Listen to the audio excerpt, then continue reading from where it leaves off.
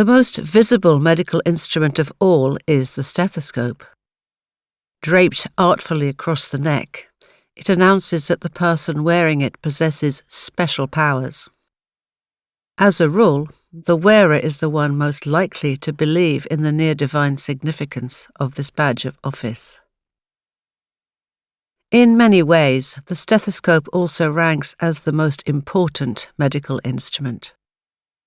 The object goes right back to 1816, and a young French doctor called René Théophile Hyacinthe Laennec.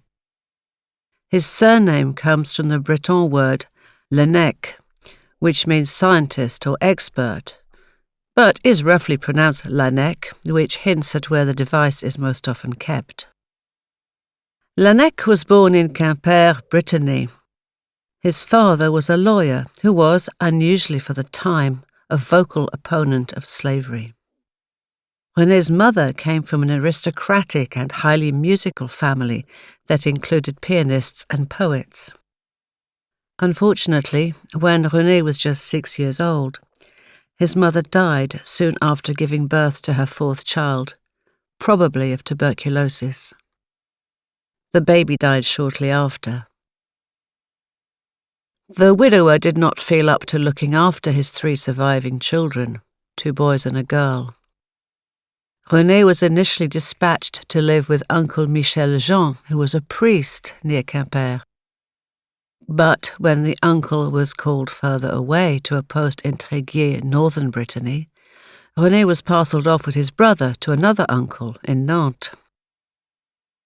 By then, his father had remarried, and there seems to have been no question of bringing the boy, aged about 12 at the time, back to Quimper. Uncle Guillaume was a university rector and a doctor with a prestigious job at the hospital in Nantes. Just as important, he seems to have been a thoroughly decent guardian who was determined to educate René well and treat him like one of his own children. Many adolescents turned to musical instruments. So did René, though it was the flute he yearned to play rather than the guitar that modern teenage boys love. Recognizing the need for tuition, René wrote to his stepmother asking if he might be afforded an allowance for lessons.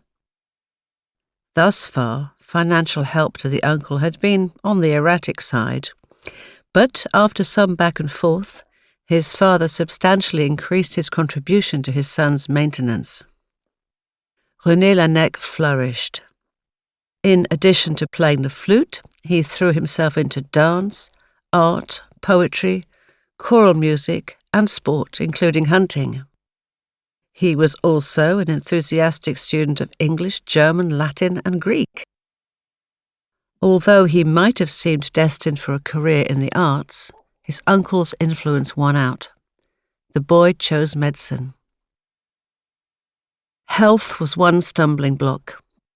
Never a robust young man, Laennec also suffered at this point from a liver condition that today we'd probably call relapsing hepatitis. The other obstacle was the French Revolution. Simmering for years, revolt erupted in the late 1780s. The Bastille was stormed in July 1789, when Laennec was 8. This was followed in August by the Declaration of the Rights of Man and the Citizen. Inspired by Enlightenment philosophers, La Déclaration des droits de l'homme et du citoyen was a core human rights statement setting out the values of the revolution, which went on to make a major impact on events in Europe and the USA. It did not, however, ensure a peaceful transition of power from the king to the people, and bloody turbulence rolled on and on.